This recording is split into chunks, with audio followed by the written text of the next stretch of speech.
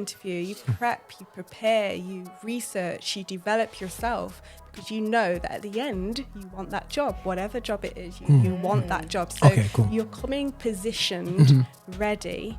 And even though you're getting to know people, it doesn't shift what you want as a person. You are solid in that.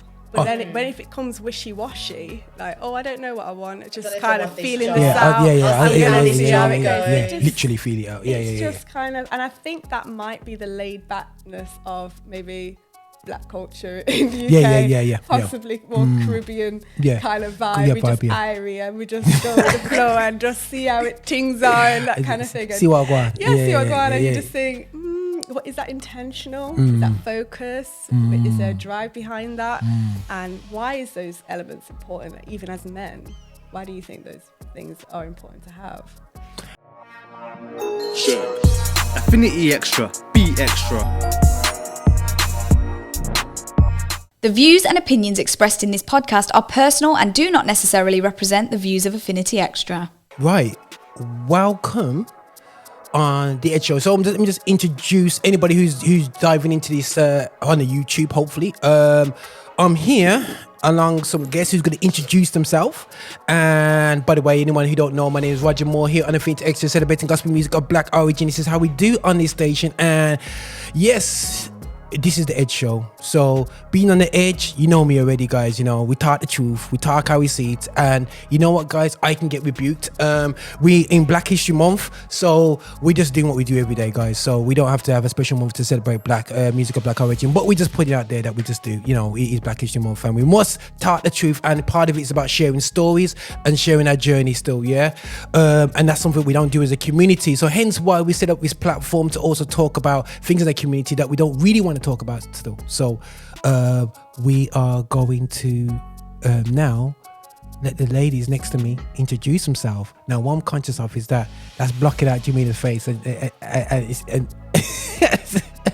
let's see how it goes. But when you talk, you just push it across to you anyway. But listen, first of all, introduce yourself and just move that over to you, and then. Hello everyone, my name is Jamila and I'm from Godly Singles Connect Midlands.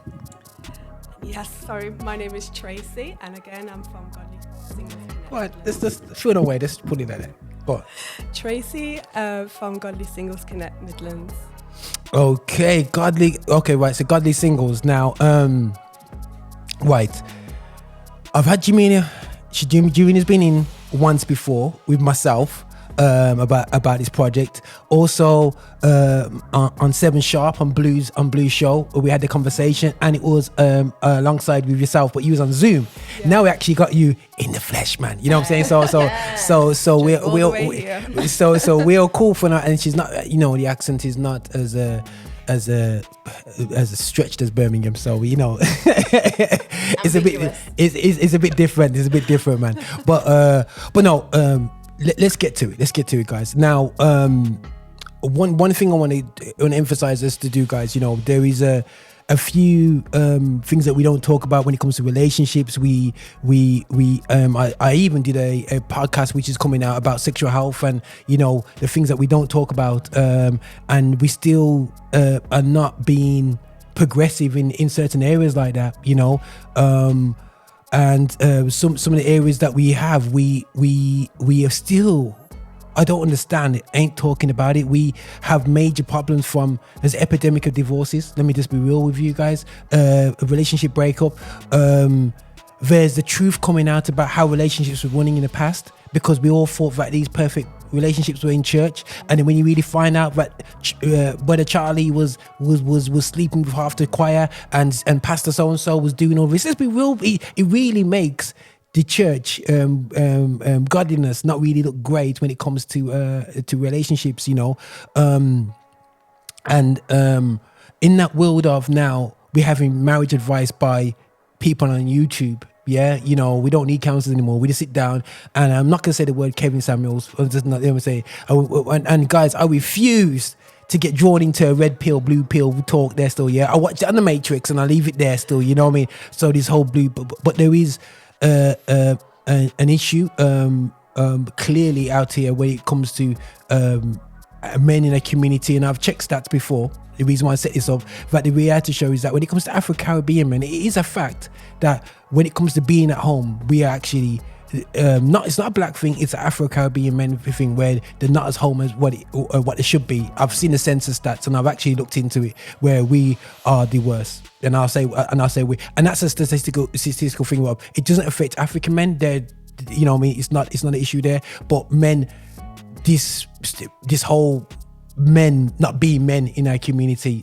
scenario. So I got two young ladies here next to me who are doing an amazing ministry, because it's an area in the church which we don't talk about, you know what I mean, and deal with. Yeah. So you guys, man, please explain to me your boldness and why you come out here and you're kind of doing this in such a crazy time like this. It is crazy when it comes to relationship, and a lot of people are going, me gonna just do my thing and come back to Christ. You know what I mean? People just don't even know what. It's just the Wild West right now when it comes to relationships. You know what I mean?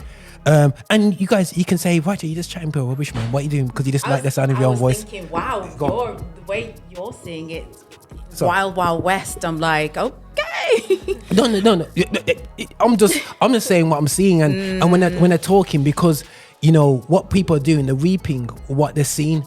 And what the children have seen, we assume that they're seeing great families in the church. And when they go home, in church, they're dressed to niceness. But when they go home, they're still beating the wife. They're still cheating on the wife. Or the wife is cheating on the husband. And the children are seeing that. You can ask yourself, why are we losing so many young people? It's not because God ain't real. It's not because Christianity ain't true. It's the living examples in that place. So, you know, sorry to all your non-living, if you're thinking I'm not dogging the church, guys. I'm just telling you what I've seen. Right. I've been in church 46 years in my life, so I'm not here to make it plain. You know what I'm saying? The people on road know it. You know what I'm saying? That's why they don't come to church, and the people in church need to wake up and really deal with these issues. So in that whole Wild West that we're going on with relationships, godly singleness, yo, that's a bold statement. Yeah, that's what we're called, Godly Singles Connect. We believe in Jesus Christ. We consider ourselves Christian. We are single, looking, eventually to settle down. But while we are single, we believe that, our lives should be, quite well-rounded and fulfilled. I find that in churches, there are programs for singles in churches, especially around sort of spirituality and that kind of, mentoring and development. Yeah. But what we feel as singles ourselves and being able to experience, what's available to us, we feel there's a social aspect that's really lacking and enough to drive us to come out of the woodworks ourselves and do something about it. We are very passionate about just getting new people together. I mean, Tracy's from Nottingham, I'm from Birmingham. We want to get singles together to make new friendships, to enjoy social activities. It's not all about our spiritual development. Cool. There's a very real human, social, interactive side that needs to happen, and it needs to go beyond the four walls of your local church. Okay, cool. No, that's fun. That's absolutely fantastic. So, in terms of that, why don't you just chill out with us married people? Is it just a different dynamic? You feel awkward? No, I have married friends. I can't say I necessarily just chill out with them as couples. I chill out with my friends who are married. Yeah. If I'm invited out to an event that they may be at dinner or something, happy to go there. It's great to hang out with married people. But I also feel that they're not always readily available. I can't just say, oh, let's go cinema tonight. They're telling me about the fact that they have to consult their husband, check schedules, see what the kids are doing. And these are very real and practical things. Yeah, cool. As a single person, I'm flexible. I need to be able to just, as they say, bounce when I need to bounce. You know what I mean? And it's just nice to connect with other people who are in that same, like that situation. I like that. Yeah. That's cool. That's fantastic. Okay. You got anything to add to that, sis? Yeah, I would definitely agree. So when you were reeling off a lot of the social aspects, I mean, these are the kind of things that me and Jamila have had conversations. Because I did a bit of research to see what is the BME, BAME, as we're called, Okay. demographic in the UK. And we represent 3% of the UK population. Okay, cool. You can imagine of that 3%, then you dissect that to the Afro-Caribbean community, different facets of community, and then the cultural differences that also inform and impact the way we have a template or lack of template to build strong family structures. So that is it's a deep kind of analytical brainstorming that you may have to take some independent research on, just to see, you know, some of the questions that you've posed and whether there is a generational impact. Does it stem from the church or the lack of prep that individuals have not received, or what social dynamics they have grown up in has led them to make their own decisions that have actually broken away from, you know, godly kingdom families that we're not seeing in the fullness of it and the balance of that. So I think there's lots to be said about that. I don't like to make sweeping statements unless there's some real research behind that. But it has been something I've been thinking a lot about, and why we do have some of these problems, especially in the Black community, and also how church is, when we say progressive, more kind of aware of these issues, to a place of transparency and realness, where we can actually, you know, come to our pastors, come to our church family in that vulnerability to say, you know, I'm struggling with this. This is a real issue. And it not being a harsh rebuke and off you go, but real pastoral discipleship and support. And that might be a development feature that churches need to embrace, or individuals who hadn't considered themselves in that capacity that they could actually offer that counselling gift to the body of Christ. So there's lots to be said. But I don't want to place ownership on churches. I want to say, you know, we as people, we are a family, we are a body, and we should operate in that capacity as well. And, you know, 100%, that was like, yo, okay, someone's done that research still, you know what I'm saying? Someone's looked at, and it's a true fact, guys, that, you know, when we compare Black communities in the US to the UK, it's not comparable, because the US has cities that are full of Black people. London is not full of Black people, what you think it is, you know. It's London is more diverse than the rest of the country. So a lot of the Black minorities are present in London. And as you go further up north, you see less and less. 100%. And then obviously you understand around the political parties, and not to say that that impacts it, but you know that if there is Labour political maps and regions, you know where there is a dominant feature. When you see Labour, you see Black folk. So it's perhaps there's a connection. I don't want to make sweeping judgments. You have to look at the statistics, but there is a strong Labour presence in London. So. We're not going to talk about the Conservative and Black people in Conservative Party, because they're just used as fulcrums and basically they just get sacked straight away. But anyway, we're not going to go and focus on that. But no, that's an absolute excellent point, and something we have to re-emphasize. And I do get some comeback about, you know, there is a talk of, you know, Black men specifically going with white women, but the reality of the show is that and it's saying both sides, to be honest. The fact is that, you know, when you are only 1% or 2% of the population, there's going to be, you know, what I'm saying, you know, guys, like, you know, always, you know, it's not possible. You know, I give the illustration. My nan's Portuguese. You know, she then moved to St. Kitts. So what you officially do, you know what I mean? There's bare people with brown skin, you know, even though her granddad didn't want that to happen, but it's got tough look, man, Bridget. I'm, you know, the Black men around me, you know what I mean? I'm good, you know, so when you're outnumbered, but when you're in the position, there's going to be a mixing. So that's neither here or there, but you know, it is something which I know it's a conversation that we haven't really had a strong conversation about it on the station. But what I don't like is when, if you're gonna go either way, don't cuss off. You know what I'm saying? Yeah. Don't cuss off. You know what I mean? Your mum's Black, your sisters are Black. You know what I mean? So that's what I see too much of. And I think that YouTube algorithms are amazing, because when you are in a bad place somehow you find everything that makes you feel bad when you, whatever element of relationship you are. So if your missus or your husband cheats on you, all of a sudden there's loads of YouTube videos all about men and women that cheating, you know, man, getting caught, going, you know, and then the same thing for you know, when you're looking for a decent man, you know, all you see is non-decent men around the place, you know, and to be honest, you know, it's something which, you know, I struggle with myself personally when dealing with men in the church, and I'll be specific in the church because I expect some sort of character in them, you know, I expect some sort of selflessness in them, yeah.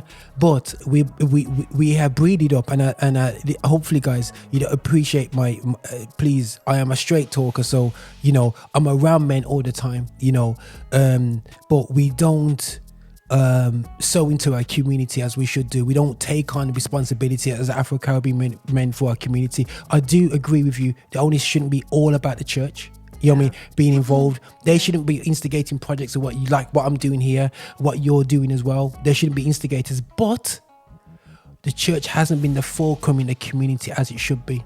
Yeah, I think it used to be a very core, pivotal presence in the UK, especially when we think about the Windrush generation and the integration after that. Yeah, church is springing up out of being discriminated against from going 100%. Into the mainstream churches, and then a lot of churches originated just kind of with black presence because black people just wasn't allowed in churches in England. So it was good then, but we never evolved. And again, we never came over to build churches. We came over just to do a thing and go back home, and we never came over with any theology thing. And in the whole church is just, they came out of, and they said being rejection. And when you go somewhere and you go camping, and all of a sudden now you only got the sticks around you to build a house, that's all you can use. But if you knew you had to build a house, you would have brought the equipment over to dig deep and set yourself. A lot of churches are not built on a solid rock as what we done, whether it's theologically, you know what I'm saying, whether it's just everything is done with a short-term mentality. But not to say the black church has done an amazing job and what it's done with the community, especially in that season at the time when rejection was high. But the thing is, we go into a season now where people, when people are single, they're using apps. They're using like, I can't keep up with these things, guys. You know, and online is weird to me. I'm always online, you know, on my Instagram. I'm just an online dude, but I can't compute this whole dating online. How do you know what I'm saying? And you say. The mic's coming my way.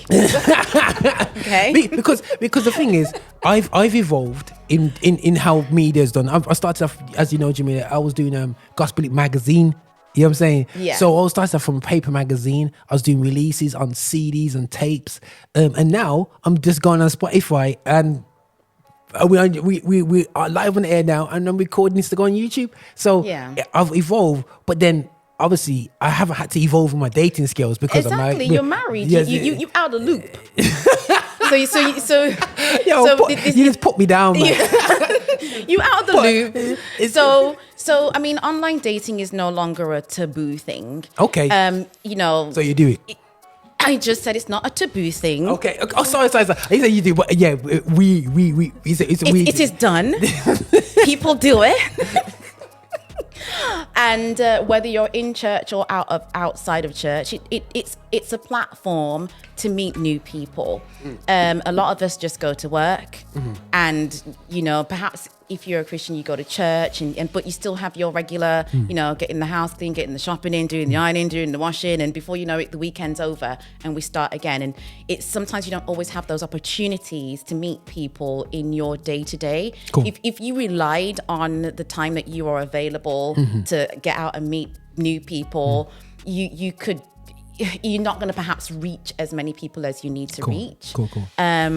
I do think that online dating has its drawbacks. So there are there are success stories. I think it can work, but it is online dating. It's not like online matrimonial websites. Cool. They do exist, by the way, but people are on there for different reasons. Some people just want to casually date.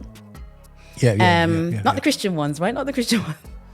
No, even the Christian ones. No, I was going to say, obviously, Jamila just getting used to the spirit of the edge there. Just tell the truth. Even the Christian ones, unfortunately. But it's people are on there for different reasons. Cool. And I think that it can benefit you. I think, you can meet the right person, you connect, and hey, presto, you've developed into a relationship and that's moved on to marriage. I know people who that's actually happened with. That's cool. But then there are other frustrations. I think that when you have a greater reach than you would naturally reach yourself in the flesh, there's that microwave mentality, because a lot of these apps are set up to, swipe left and right. So you start looking at people based on what they look like. Okay. Right? And what you hope they have taken the time to put on their profile. Some people don't put a fat lot. So you can find it becoming very superficial, and you can find yourself becoming easily impatient. People aren't as patient with each other, whereas if you had just met somebody face to face and you got a little vibe with them and you connected with them, and then you thought, you know what, I really like them, I'm going to see them again.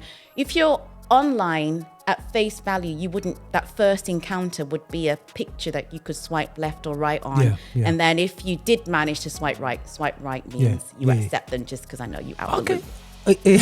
Right? So you swipe right, and then you now have a conversation with them.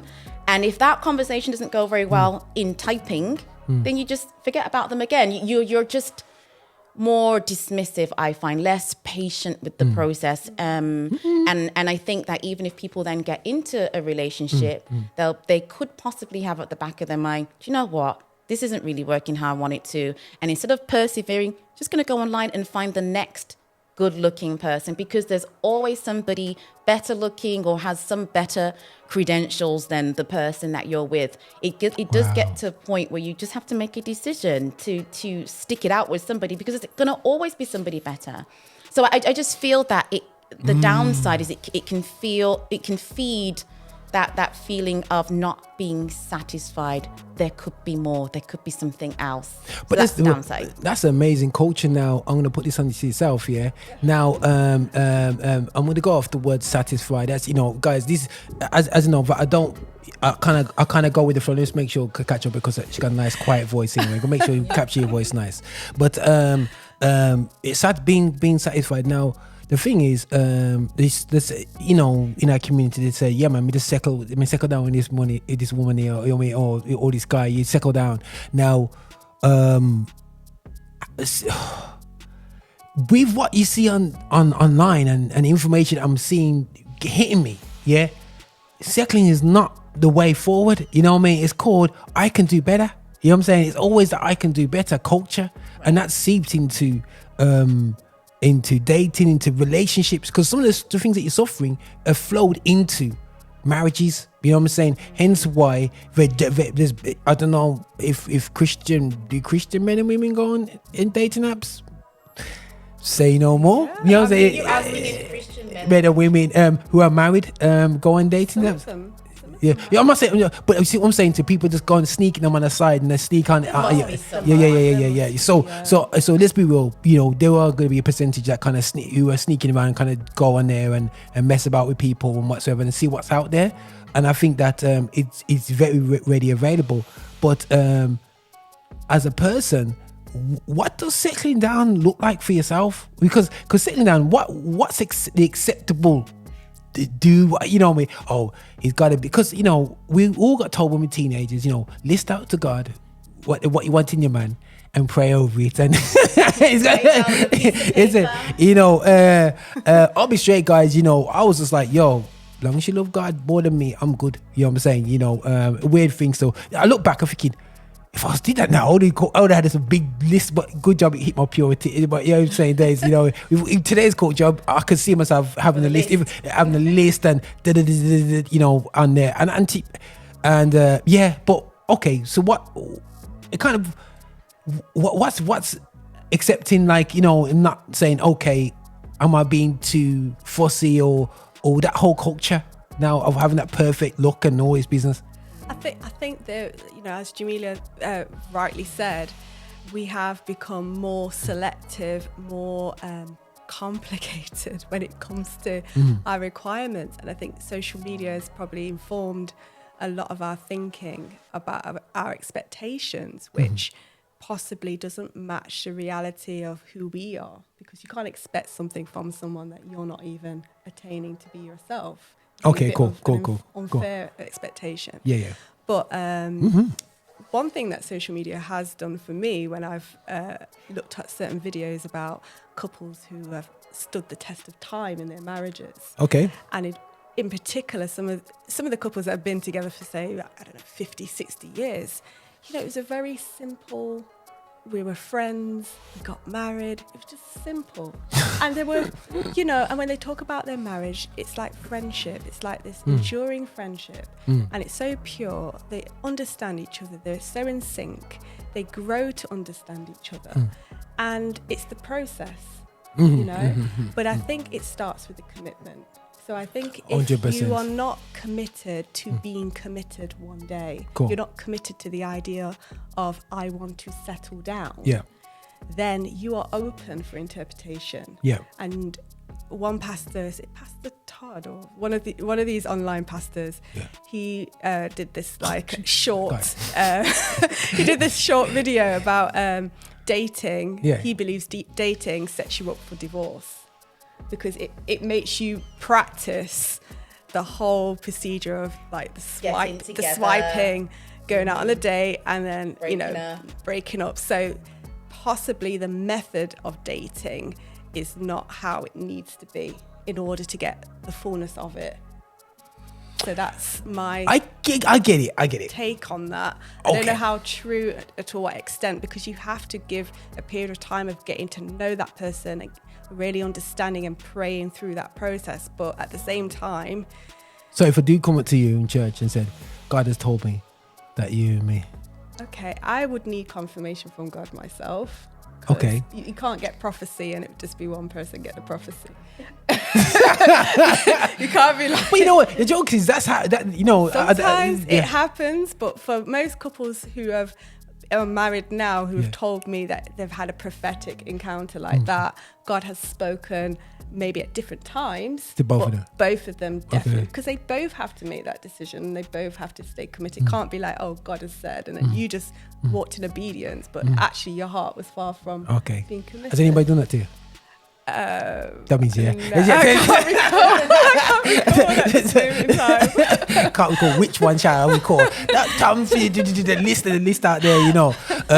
And you know, again, like, no, you put it really well there, and you're even exposed dating itself, because I know when dealing with some of the American, sometimes when you're just stuck in a UK culture, but when I talk to American artists, you know, they said, right, yo, we get on well, within 6 months they're married, you know, and they feel no way about it, you know. And the likes of Lecrae and Tripoli, they meet them wife, said, yeah man, cool, and then boom, locked off, married, you know what I mean, and then they move and they make the decision from there.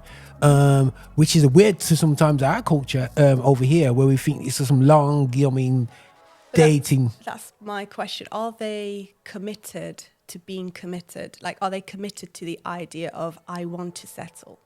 And have they given themselves a bit of a, not to say a timeline, but just like in their head that they know I am seeking for my wife, I am seeking for my husband? Because I guess in that sense, you're operating from a different place. It's not like a, you know, just casually, an intentional, focused place. It's like, it's like when you're, I don't know, going for a job interview, you prep, you prepare, you research, you develop yourself, because you know that at the end you want that job, whatever job it is, you want that job. So you're coming positioned, ready, and even though you're getting to know people, it doesn't shift what you want as a person. You are solid in that. But then if it comes wishy-washy, like, oh, I don't know what I want, just kind of feeling this out. Literally feel it out. It's just kind of, and I think that might be the laid-backness of maybe black culture in the UK. Yeah. Possibly more Caribbean kind of vibe. Yeah, we just airy and we just go with the flow and just see how things are and that kind of thing. And see what go on. see what go on. And you just think, what is that intentional? Is that focus? Is there a drive behind that? And why is those elements important, even as men? Why do you think those things are important to have? I think that we've got a major problem with Afro-Caribbean men in the UK. Major problem. Now you said about godly singleness, which is really a very bold statement. What is, as a godly single person, do you have to be looking for a relationship? And or can you just be single but ungodly at the same time? You're not looking intentionally for a relationship. You could just want to be part of the event because you're happy in your singleness and you're just doing your thing. There's that element of it. And I don't know if people use the cheap scriptures like when I say cheap scriptures, it's not a cheap scripture in terms of cheapness, but people use it as a cheap shot when they use Paul said it's better to be single than to be married because hey ho, take a boy your time, man, and you're not focused on God anyway. But they kind of drop that kind of vibe. But for me, as when it comes to going to men, you know what I mean, and in our singleness, there is a challenge out there because we as men. And I'm going to put it out there, guys, and I'm going to be honest with you. I only can go off what I see and what I hear within my community. I haven't been to many churches outside of our community. I've fellowshipped in there, and I see what's going on. But I'm talking about our community. Is us men when it comes to relationship. It's literally I'm not gonna say nothing to Charlie, even though it's up to madness, because it's his pastor's job. And we don't have that brother's keeper moralistic viewpoint. What I've had over my life, I'll be honest with you guys, a lot of men keep the distance from me because I'm not saying I'm Mr. Perfect, but I ain't gonna be going down them streets like them guys. And I'll be honest with people, everybody who knows me, I'm just not on that. I'm not arrogant in that because I just don't get myself in them places to be like that. But what I find, it's almost a case of, wink, you go there and I'll go here. You know what I'm saying? And then we go back and there's that is a bit of a problem as well. And I feel that as male leadership in church, we haven't clocked down men and their behaviors in relationships. But, one second, make sure that. But I do find, on the flip side, going to women, what I'm finding out now, that they've been going on ruthless themselves. You know what I'm saying? You know what I mean? How they shouldn't have been going on. So it's a bit of a weird one for me, in terms of that. But in terms of when it comes to men, that is a major problem. And I struggle with my men in our community because, and I'm not saying there's a load of bad guys out there. There are amazingly good guys, absolutely fantastic. There's damaged guys. There's guys who are lost. The guys that are just struggling with their role in society. We've got a lot of broken men who are in church and smiling. I'm part of a generation, I'm 46, the generation that are just non-existent in church. And if they are in church, they abuse their powers. If they are in church, they don't care about as. But it's not. It's like that brother's keeper's vibe. You know what I mean? And guys, and it hurts me because men on road are looking for that brother. You know what I'm saying? They're looking for that dependability. You know what I'm saying? I play football with a bunch of football guys, yeah, and I'm having them. They call me a true Christian because we had one Christian guy in my team. I'm not naming no names, I was looking at that list. And one of the guys go, "Hey, Reggie, we see you last night." And then is one little, she been going on, over in Dudley sides. I remember where it was, I was like, "Where Reggie?" He's like, "Oh," you know what I mean? And then they try to put it on. They said, "Nah, man, Roger's cool. Roger's true Christian." So they have a different definition as Christians and as true Christians. Right. But that same guy, I'm finding out later, was just going on madness with relationships. You know what I'm saying? So it's like, what can I do? You know what I'm saying? You know me. How can I, they got sisters now that are looking for men, you know what I'm saying? And the men who are in the church are going on such a way, in fact, before we even look on the streets, you know what I'm saying? So I hear what you guys are saying, and then I hear the challenge that's out there, and what is godly singleness for men in the church? And this is a strong question. I wanted Blue here so I can just not represent men only myself, but shout out to Blue, a relationship guru, but but that's my thing. The reason why I am who I am, I blame that on my dad. You know what I mean? I always blame on my dad, my parents. My dad didn't have to say much to me. You know what I mean? He lived a life that it was an example to me. So that's one of the major problems that we do have. You know what I'm saying? That your dad's a pastor.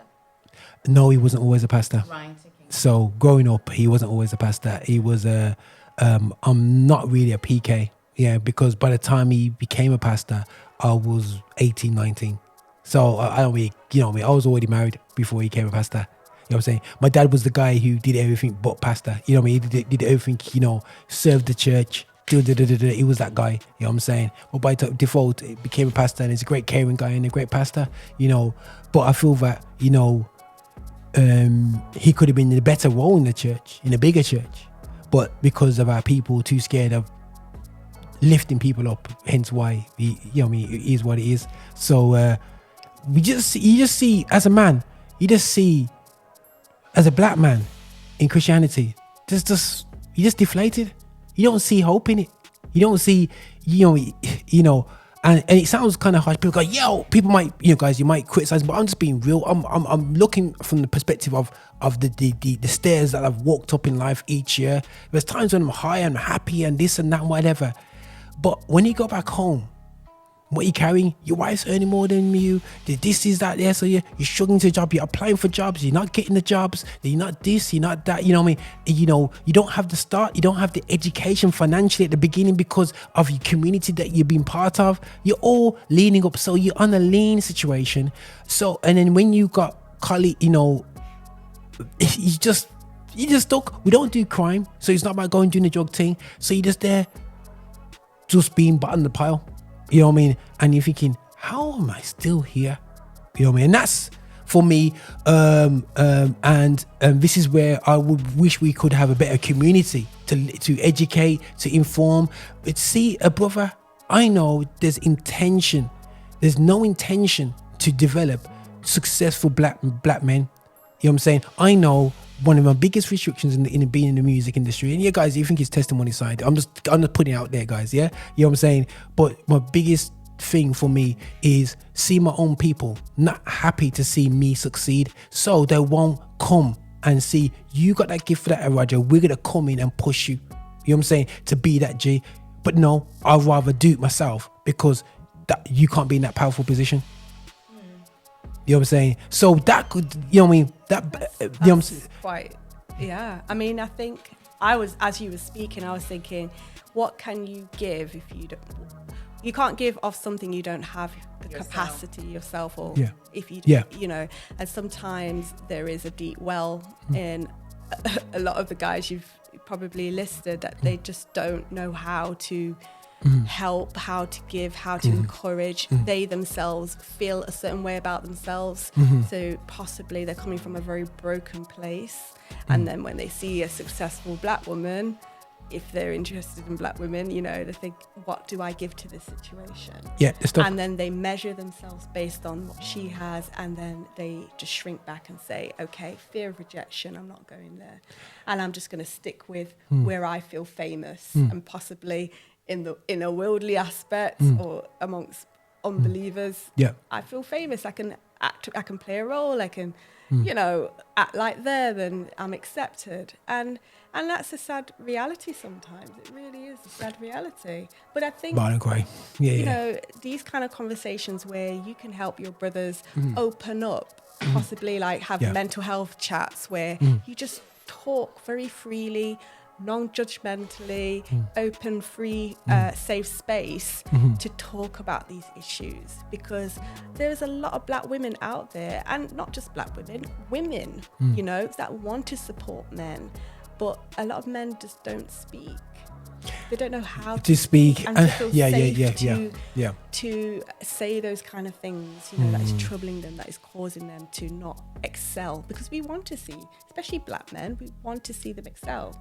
And on an educational front, when I see black youths underachieving and at risk of defecting, being thrown off courses, I'm like, I have to sit them down and say, look, the stats are against you right now. Your behaviors are not supporting your future. And the reason why I'm being very harsh with you, I had to have this conversation this week actually with them, and I says, a reason I'm being really harsh with you guys is because the stats are against you, and you need to prove yourself in this place. Come on, that's beautiful. You're here for a reason, and I want to see you achieve. If you get taken off these courses because of your behavior and your attitude to learning, then this is only going to be a part of the wider problem generationally. And this is the thing now. And I said to a youngster, he's gone down the route now. He's in a mental institution now. And I said, and I warned him. He's 16, came to our place, and I said to him, dude, you got 3 choices: fix up. You got 2 years to fix up, because when you turn 18, you're adult. No one cares about you. You got 2 years. I said to him, so you could either be a success, get your head down and get a job, or you could make a prison institution 35 grand a year, and they'll make money off you for the next 10, 15, 20, 30 years of your life. Or you're going to be in a mental institution, which will make 50k to 80k depending on who you are, and so you're going to make somebody else money. So you got 3 choices at the moment. The other 2 is looking big. And he goes, big man, respect, man, because, yo, no one told me that. Man's 16. I'm thinking, so, dad? Oh, I don't know what that looks like. And he goes, oh my goodness sake. If you ran some stats and saw how many black youths are currently growing up without a father figure in the household, I'm sure you'll get a big percentage. It's a disgrace, guys, and we are reaping. And I know it's something which we don't own. I don't like it when people tell us, but we need to look at ourselves, And only in my football team, I've got guys who got 8 children. I know a young man, he's 23, got 4 children, 3 baby mothers, and still looking for different women. You know what I'm saying? And it just doesn't see anything wrong with it. You know what I mean? So it's like, you know, that's ungodly approach to relationships 100%. But that seems to be a culture for going, yeah man. There's that yeah manness to it. And when we see events like yourselves doing events, because you've done the events before, was it cinema and bowling? Bowling, that sounds like a good combination. It's a cinema. So far. Go on. Sorry, go. So far, we've done bowling event. Cool. We've done outdoor games in the park because we had to make use of the sun, you know.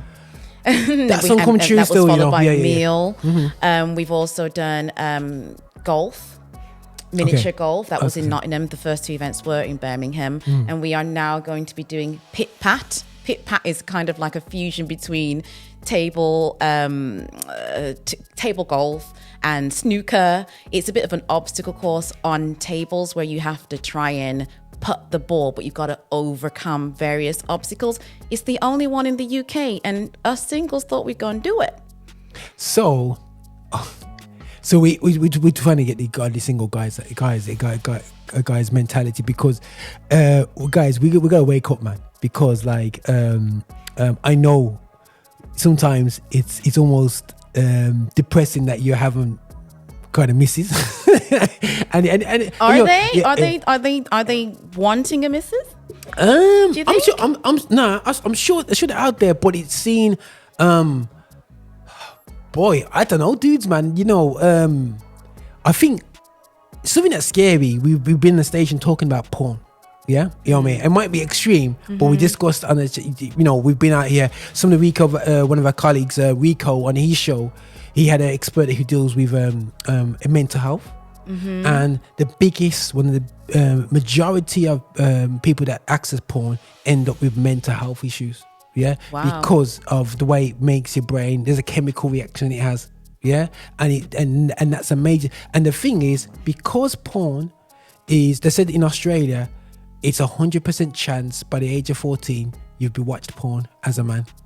Yeah. Right. So and we pretend, and this station, we don't hide from the truth. We pretend like guys are not engaged in these sort of things, and so you ultimately are just hid away in your 30s or your 40s. You know what I mean? Hid away, accessing things that you shouldn't be accessing. You know, entertaining what you shouldn't be entertaining, and almost forgot the art of just being who you are and enjoying company, and not having to go out there and just macking at girls. I would say, yo, go and check, you know what I mean? But they got this thing is just be socialized with people without having that. You guys mentioned intentional, but you just want to go there. Correct me if I'm wrong. It's not no speed dating thing. It's just you're just going out there just to be around people that's single. Absolutely, it's not speed dating. Yeah. You know, we just recognize that there's a need for single people to socialize outside of their local church, because you could be in a local church and there you be the only single person actually there. Come on now. And can be a very lonely place. You could be the only single person in your friendship group. Your life doesn't have to be like that. There are other singles across the town. You just need to get connected. And, you know, everybody's up for a bit of a laugh, right? We all love the feeling of joy, don't we? And that's what we're trying to create. You know, we are all adults. You know, if people feel a unique connection with the opposite sex, fair play. You know, they're adults. But for us, the ethos of what we're trying to do is to really get people connected around something social and engaging. So, you know, when because it's godly singles, yeah, and we're looking at the numbers, yeah, and we're looking at that. Is it a numbers game? Why men as well? Let's look at the flip side, because I was waiting for the hardcore side. You know what I mean? On the flip side, is it the fact that basically there's no men? Well, and when I say no men, there's no men in that's my melanin, and maybe you mean in the age darker in the age group that you're looking at, 32 to 42 to 30, say 45. So you're asking the question: is it possible that there aren't really any single men who are 30s and 40s? I believe that there are men who are still single in their 30s and 40s. We fortunately have been able to get almost equal men and women at our events. Cool. They are single, 30s and 40s, cool. 20s. So people do exist. We've had to kind of build people, a following of people, so to speak, to become aware of our events. And we've started small. We've only started 5 months ago now. That's excellent. We've got how many 200 and something followers on Instagram. We've had 4 events, and they have been well attended as far as we're concerned, because we are just 2 regular humans in society deciding to put on events. And I think we, by God's grace, are doing well. And as people come out and then just realize that, you know what, it's just other people, we share similar values, being Christian. So there's an element where you can relate on that Christian level. Some of the conversations have been very interesting in our groups, in that, you know, people have their different characters. You will never get to meet the character if you don't get up off the sofa, get in your car and come. Do you know what I mean? Come on now. Yeah. Come out. So I believe that there are Christian men out there. Perhaps that the approach of targeting them needs to be a little bit different to targeting women. Cool. I think we have found that women are a lot more they're quite forthcoming. They just, you know, see an event, think, oh, this is great, let's get on it. I think with men, they need to understand a little bit more about what to expect on the day. Are there other men there is a question that happens sometimes, and we are very grateful that we can actually say, yeah, there are going to be other men there, so come out. If they don't come out as a man, then that's another man that's not there. So in order for men to be there, they got to come out. And so, what do you say about the men who men and women that's intentional about looking for somebody? Is it something that you said, nah, guys, you got to go somewhere else? You know what I mean? Not here, mate. Or is it a case of so I went there. Sorry, she's like, you didn't really ask that question. I said, so there's space to be intentional. Obviously, you know, if you're single and you want to meet somebody and you want to meet someone who's Christian, the likelihood of meeting someone with what you're looking for is probably going to be at one of our events. Cool. If you just go hang out at, I don't know, a restaurant somewhere or you know where people are hanging out nowadays, you might you lessen the chance of meeting someone who shares those values. So, you know, we're not expecting people to come around and just be completely working the room and going, can I have your number? Can I have your number? Can I have your number? You know. but the criteria is to be single and Christian. Yeah. I am not here to judge every form of motivation. As long as you are a safe person, come along. Cool. So, single is defined just before we could define single. I gotta define single. Single is so you're not married. Okay, you're not married. Mm-hmm. Anywhere along the spectrum. Anywhere, what's the thing? You have not gone and had a marriage ceremony and still in that context. Okay. So you have to wait for the paperwork to come through before you reach. We will be advocating that, yes, that you would be available and able to marry someone if you did connect with them. Okay, cool. Right, guys, the reason why I emphasize that because I don't know how it flexes out there on the road. Yeah, cool. You know what I mean? So, sorry, she's probably going, what do you easy Steve? You know, like you want to say easy Steve. Kind of, I'm setting the rules, guys. You know what I'm saying? Sorry, there's a code of conduct. You know what I'm saying? We're just putting out a code of conduct out here still. Yeah. So no, get the ring, and none of that, people. Still, you know what I'm saying? We know how it goes. Men, yeah, we all know how it goes. You know, we come from out of town. You know what I'm saying? Out of town dudes. You know what I'm saying? They come drive up from a small town and they say, yeah. What you say? No way, still, yeah. But no, guys, I would say it's fantastic what you're doing. I know, they did, crossing over in terms of churches looking to be outside the church. It's a very lonely road. Personally, for me, been doing it for years. What we do here is not connected to a church. You know what I'm saying? So I know it's very, very lonely road. You know what I'm saying? You don't have, might have the Archbishop going, we're praying for you. You know what I'm saying? But it's a tough, lonely road. But what you're doing is amazing. You know what I'm saying? It's really, really cool. Unfortunately, guys, I can't sign up. We have had married people. Married people are trying to come and, can we come? And I'm just like, y'all are living your best life. Can we live ours, please? Oh, got shut down, got shut down out of that people still. I think also what me and Jamila has said in terms of our social events, we are prepping our singles to have an enjoyable single life that will fold into their marriage. So if they are desiring to be married, that they, remember we used to do bowling, we went these places, and to keep that momentum going where they keep being socializing. Even have a social community that perhaps when people... there might be several marrages. Who knows from our events? Yeah, and then they might all stay connected and absolutely. Do things. But the thing is, you raised a little point there, which is quite interesting. It's because I come from the generation where church developed relationships, involved. You learned as a Christian, it's like within your church circles, and it's like as soon as you get married, you vanish off all sociability. You go home, and that's it. You don't socialize again. You know what I mean? But then when you look at your secular counterparts, they go out, they go parties, they go events. But when you're Christian, I'm afraid the Christians are the most boringest people. You know what I'm saying? I was going to ask. Go. Are Christians boring? Married ones, at least. How are you feeling? Do you feel like, do you get out much? Do you connect with other Christian, I'm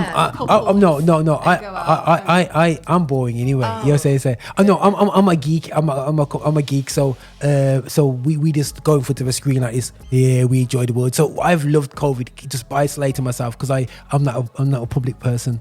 As you can see, being here communicating to the world through the screen is me all day long. But that is a great point. I socialize with men. all the time through football. You know what I mean? I think that's healthy to do. I think men don't hunt, so they need that time to become men. And I found myself my manhood over the years struggled, but weirdly hanging around through football with men who are not Christians has helped me still understand what manhood is. It's a kind of weird one, you say, in a weird sense. My dad told me not to misbehave myself, but there's a certain way of conduct. I've learned a lot from it. I find that they back each other up more. I would trust. It sounds weird. Apart from my family, my core family, I think that men that I play football with, it sounds weird, I would trust them to have my back more than my Ben in church. Oh dear. No. I'm just it's not a good look, is it, Roger? No, it's not. But I'm just being honest. You know what I mean? I'm saying, I'm honest. It shouldn't be the case. But there's a couple. You know what I mean? But it's like I find that I get on well with. You know what I mean? And bona fide with them, and I get on well with them. Yeah, that's quite interesting. A perspective for you as a man, because you're speaking from your experience as a man. Because I feel like with my sisters, I suppose church is a place where there's a lot more women. I've never felt like I don't have the support of Christian women. That's probably, and I haven't made a comparison between those who aren't Christian and those who are Christian in the way that you have. And I think it's quite interesting because, like you said, there's not necessarily a lot of men in the church, and those that are there aren't necessarily perhaps playing that mentoring or supportive role that they should be. So it's interesting that the church is like that. And I suppose my question is, how much does it mirror things that are happening outside of the church? Do you think outside of the church is like that? I know you've obviously mentioned your football team, but is what's happening in the church just mirroring what's happening in the world? I'm probably trying to understand. Like in terms of that's what's got, like, men are kind of very isolated beings. Yeah, or is it that actually men are thriving outside of the church? They're doing whatever it is that they need to do. I don't desire one piece of their life in terms of, it's the ones that are drug dealers, the one that have 50, that got eight children and 4 baby mothers. I don't desire that life one second iota, and I don't envy them in one way. You know what I'm saying? I find they inadvertently envy me. You know what I mean? In terms of how's this dude who doesn't seem to have a lot can smile. You know what I mean? I know that's the peace of Christ. You know what I'm saying? And I'm just here to represent that. But it's tough. It's for me. It is a tough question. It's a hard one, and I'm not. And this is all what I want to be doing. I want to encourage you guys and doing in terms of being proud of being in my skin and being a Christian, and whether you're single or married, be proud and be able to walk on the streets and move. And yes, when you get married, yes, you want to go take there's always that limited spaces. Before, there used to be so much more concerts where we'd socialize. Yes, the olden days, you know what I mean? So there used to be concerts going that we used to go to. So you can say, listen, you going to this concert? Yes, we all go together, we meet at the concert, we talk afterwards. But all that's gone. Why is it gone? We never took it to another level. Me, as a promoter, when I stepped up, everybody stepped back, and I'm talking about the community step back. So when you bring in over the likes of Mali Music, I remember Mali when he came. Yeah, I mean Mali Music, and then people saying, sorry, my young people are not going because they're gonna go and see JLS. You're thinking, yo. You know what I mean? You know what I'm saying? And then when you're seeing youngsters now spending 80 quid to go and see Beyonce, you know what I mean? But then they can't even drop their children off to come to a concert which you put on, and you charge them £15. You know what I'm saying? So the economics, the economics, and we should be raising the levels. You know what I'm saying? Of what we're doing. We shouldn't be doing party and concerts at back of churches. We should be going to. And you know me already. I was trying to get out there into them places, but everybody step back. And it's a lot for one person to just keep doing everything. With no backing. Because Roger, he really supports young people, the music, the Birmingham music industry, at least that I'm aware of. His own resources. just supporting young people, like even like myself, back in the olden days, it was because of Roger, and the concerts, the people that were brought over, Roger. I'm just a dude, man. Just a dude. But you know what, God, and the thing is, I found, for me, my encouragement is, and this is where we don't encourage purpose-driven black men. You know what I'm saying? There's, a purpose-driven black man is a problem. You know what I mean? Because he's gonna be more popular than the pastor. He's going to be more. And Jesus said, the latter shall be greater. You guys are going to do greater than me. He was calm with it. I'm here to raise you. But I find the coach. And this is where the Rastaman was right. About the colonial church. It's about control. It's not about empowerment. And true Christianity is about empowerment. Every church. I'm just making a beautiful sweeping statement. I'm saying, you know what I mean? Which I've seen in majority of cases and why we struggle with it. You know what I'm saying? But a lot of our dynamics and church routings are from white churches from the South in America, that doctrines are feel riddled with racial innuendos, and you got churches over here that still do certain things where in America they're not doing it anymore. You know what I mean? But as a black franchise over here, sending our money over there of an organization that don't really care about us on the ground, we're just a franchise. Okay. You know what I mean? But that's just my guys. Feelings and purposes out there, but again, all that does is affect the people on the streets, where we don't effectively invest into what you're doing, what I'm doing, and whatever they're still, and 100% encourage people to start getting involved, man. You know what I'm saying? Get out your yard. You know what I'm saying? You know what I mean? And have some fun already. You know what I'm saying? Yeah. No, for real, man. People like, boring dudes like me are boring dudes like me. But the thing is, have something. It's good for your mental health. It's good for your physical health, you know what I mean? Just to get out of your yard, you know what I'm saying, people? So I definitely will encourage that, because it's so easy, with today's technology, to sit in your yard and do amazingly cool shares on your story, which we are really good at now. Everyone's turning professional at that, whether it's WhatsApp or whether it's Instagram. Everyone's doing these shares of these videos and laughing, or people doing dances in the yard to a piano track, you know what I'm saying? I'm not saying you guys are doing that part, but anyway, dance routines and so on. So we just get caught with that mode, separated, you know what I'm saying? And we just don't get together. That's why we're probably seen as boring. Not we.